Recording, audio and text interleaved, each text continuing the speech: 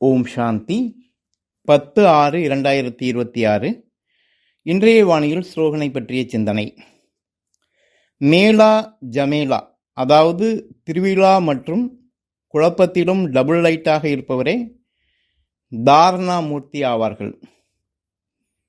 மேலா ஜமேலா, மேலானா திருவிழா, ஜமேலானா குழப்பம். ஆக திருவிழா அப்படின்னு சொன்னாவே கொண்டாட்டம் அப்படின்னு சொல்லப்படுது. கொண்டாட்டம் அப்படின்னாவே குஷி, மகிழ்ச்சி, சந்தோஷமான சூழ்நிலை. அடுத்து குழப்பம், பிரச்சனையான சூழ்நிலை. ஆக மகிழ்ச்சியான மற்றும் பிரச்சனையான சூழ்நிலையிலையும் டபுள் லைட்டாக இருப்பாங்க. அவங்க தான் யார்? தாரணாமூர்த்தி. இப்போ தாரணாமூர்த்தி அப்படின்னாவே ஞானி, யோகி ஆத்மான்னு அர்த்தம். ஞானம் யோகத்தினுடைய சமநிலையில் இருக்கக்கூடியவர்கள் அவங்க தான் தாரணாமூர்த்தியாக இருப்பாங்க. அவங்க தான் ஒவ்வொரு சூழ்நிலையிலையும் வெற்றியடையக்கூடியவர்களாக இருப்பாங்க. தன்னுடைய மனோநிலையை சதா அமைதியான, மகிழ்ச்சியான, லேசான நிலையில் என்ன பண்ணியிருப்பாங்கன்னா வச்சுருப்பாங்க. ஏன்னா அவங்க எப்பொழுதுமே அசரீரி பயிற்சி செய்யக்கூடியவர்களாக இருப்பாங்க. ஏன்னா மகிழ்ச்சி மற்றும் குழப்பம் இந்த ரெண்டு சூழ்நிலையிலையும் கடந்து இருக்கணும் அப்படின்னா, பேலன்ஸாக இருக்கணும் அப்படின்னா, அப்போ அசரீரி பயிற்சியின் மூலமாக தான் அதை என்ன பண்ண முடியும்? கடந்து போக முடியும். பாபா சொல்வார், யோகி ஆத்மா அப்படின்னாவே அவங்க சுகம், துக்கம், வெற்றி, தோல்வி, மானம், அவமானம், நிந்தா, ஸ்துதி, இகழ்ச்சி, புகழ்ச்சி, இதிலெல்லாம் எப்படி இருப்பாங்கன்னா பேலன்ஸாக இருப்பாங்க அப்படின்னு சொல்லுவார். அப்போ காரணம் என்ன அப்படின்னா, அவங்க அசரீரி பயிற்சி செய்யக்கூடியவர்களாக இருப்பாங்க.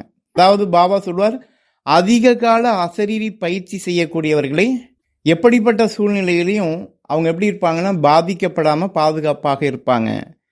இப்போ மகிழ்ச்சியான சூழ்நிலையிலையும் நம்ம லைட்டாக இருக்கிறதுனா அர்த்தம் என்ன? அதுக்கு பாபா என்ன சொல்லுவார்னா, ஜனக மகாராஜாவை சொல்லுவார்.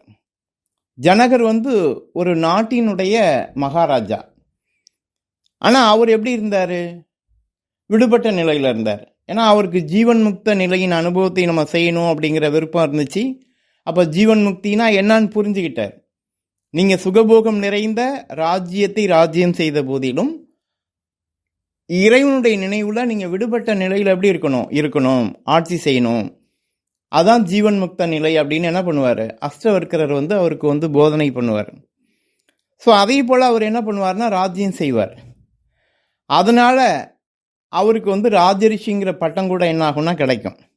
ஆனால் தான் பாபா சொல்வார், குடும்பத்தில் உள்ள நீங்கள் தான் உண்மையான ராஜரிஷிகள் அப்படின்னு சொல்லுவார்.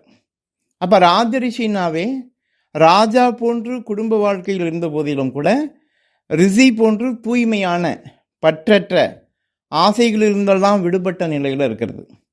ஸோ அவங்க தான் யார்? உண்மையான ராஜரிஷி. அதே போல் பிரச்சனையான, குழப்பமான சூழ்நிலையிலையும் நம்ம எப்படி இருக்கணும்? சதா லைட்டாக இருக்கணும், லேசாக இருக்கணும். அது எப்படி முடியும்? இப்போ பிரம்மா பாபாவை நம்ம எடுத்துக்கலாம். அவர்கிட்ட பைசா இருந்துச்சு, கோடி சொத்துக்கு அவர் எப்படி இருந்தார்? அதிபதியாக இருந்தார். இருக்கக்கூடிய காலகட்டங்களில் பாபா குழந்தைங்களுக்கு என்ன பண்ணார்? எல்லாமே செஞ்சார். ஆனால் அப்படிப்பட்ட அவருக்கே காலனா கூட பைசா இல்லாத சூழ்நிலை என்ன வந்துச்சு. ஆனால் அந்த மாதிரி காலகட்டங்களையும் பாபா எப்படி கடந்தார்?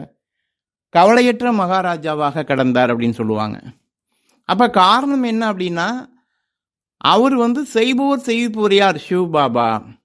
நான் ஒரு கருவி அப்படிங்கிற நிலையில் இருந்தார். அப்போ எல்லாமே ஒருபோதும் பிரம்மா பாபா பெயர் புகழ் என்ன பண்ணது கிடையாது, வந்ததே கிடையாது. பெயர் புகழ் அப்படிங்கும்போது குழந்தைங்களை தான் என்ன பண்ணார்? பாபா முன்னாடி வச்சார்.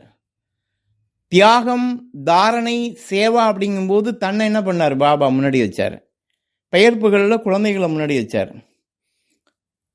எல்லாமே பாபா செய்கிறார் அப்படின்ட்டு பாபாட்ட அர்ப்பண புத்தியுடையவராக தன்னை ஒரு கருவிங்கிற உணர்வுல நிலைநிறுத்தி என்ன பண்ணார்? எல்லா காரியங்களையும் செய்தார். அதனால தான் அவரால் எந்த சூழ்நிலைகளையும் எப்படி இருக்க முடிஞ்சிச்சுன்னா சதா டபுள் லைட்டாக, லேசான நிலையில், கவலையற்ற மகாராஜாவாக என்ன பண்ண முடிஞ்சிச்சு? பாபாவில் இருக்க முடிஞ்சிச்சு. அதே போல தான் குழந்தைகளாகிய நாம கூட உண்மையான சேவாதாரி அப்படின்னா எப்படிப்பட்ட குழப்பமான சூழ்நிலையிலையும் அவங்க எப்படி இருப்பாங்கன்னா விடுபட்ட நிலையில் இருப்பாங்க. அந்த விடுபட்ட நிலையில் இருக்கிறது தான் டபுள் லைட் அப்படின்னு சொல்லப்படுது. அது கூட ஒரு கதை சொல்லுவாங்க. ஒரு சுவாமிஜி, அவருக்கு நிறைய சீடர்கள் இருக்கிறாங்க, அவங்களுக்கெல்லாம் ட்ரைனிங் கொடுக்குறார். ட்ரைனிங் முடிஞ்சு ஒவ்வொரு சீடர்களையும் ஒவ்வொரு ஊருக்கு என்ன பண்ணணும், சேவைக்காக அனுப்பி விடணும். அப்போ ஒரு சீடனுக்கு சொல்லுவார், நீ இந்த மாதிரி இந்த ஊருக்கு போகணும் அப்படிம்பார். அவர் என்ன சொல்லுவார்னா, சரி குருஜி அப்படின்னு சொல்லிட்டு சொல்லுவார். அப்போ அந்த குருஜி சொல்லுவார் அந்த சீடர்கிட்ட, ஆனால் அந்த ஊர் வந்து ரொம்ப மோசமான ஊர், அங்கே உள்ள மக்கள்லாம் ரொம்ப மோசமானவங்க, நீ சொல்கிறதெல்லாம் கேட்கவே மாட்டாங்க, உன்னால் எப்படி சேவை பண்ண முடியும் அப்படிம்பார். அப்போ அந்த சீடர் சொல்லுவார், அதனால் என்ன, அவங்க சொன்னால் சொல்லட்டும், நம்ம சொல்கிறத சொல்லிகிட்டு இருப்போம், கேட்குறவங்க கேட்கட்டும் அப்படிம்பார்.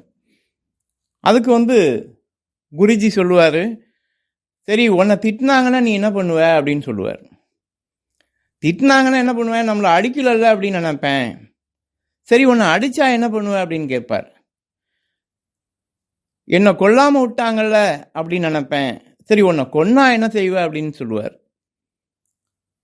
நான் நினைப்பேன், ஆகா எனக்கு இவ்வளோ சீக்கிரம் வந்து எனக்கு முக்தி நிலை கிடச்சிச்சே அப்படின்னு நான் ரொம்ப சந்தோஷமாக சரீரத்தை விட்டு பிரிவேன் அப்படின்னு அந்த சீடர் வந்து சொல்லுவார். அப்போ தான் அந்த குருஜி வந்து நீ தான் உண்மையான சேவாதாரி அப்படின்னு சொல்லிட்டு அவரை என்ன பண்ணுவார்னா அந்த ஊருக்கு வந்து அனுப்பி வைப்பார் சேவைக்காக. அப்போ இதுதான் குழப்பமான சூழ்நிலையிலும் சதா டபுள் லைட்டாக இருக்கிறது. இப்போ பிரம்மா பாபா இது போன்ற கடுமையான சூழ்நிலையிலையும் சதா கவலையற்ற ராஜாவாக டபுள் லைட்டாக இருந்தார். அதே போல் குழந்தைங்களாகிய நாம கூட மகிழ்ச்சியான சூழ்நிலையிலையும் குழப்பமான சூழ்நிலையிலையும் நம்ம வந்து சதா எப்படி இருக்கணும், டபுள் லைட்டாக இருக்கணும். அதுக்கு நம்ம என்ன பண்ணணும், அதிக காலம் அசரீரி பயிற்சிங்கிறது செய்யணும். அசரீரி பயிற்சியின் மூலமாக தான் இந்த உலகத்தினுடைய எல்லைக்குட்பட்ட உலகத்தினுடைய நல்லது கெட்டதினுடைய பாதிப்பிலிருந்தெல்லாம் விடுபட்டு கர்மாதீத்த நிலை, ஜீவன் முக்த நிலையினுடைய அனுபவத்தை வந்து நம்ம செய்ய முடியும். அதனால் நம்ம அசரீரி பயிற்சி செய்வோம்.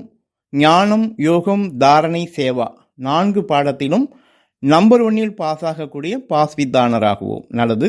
ஓம் சாந்தி. நல்லது.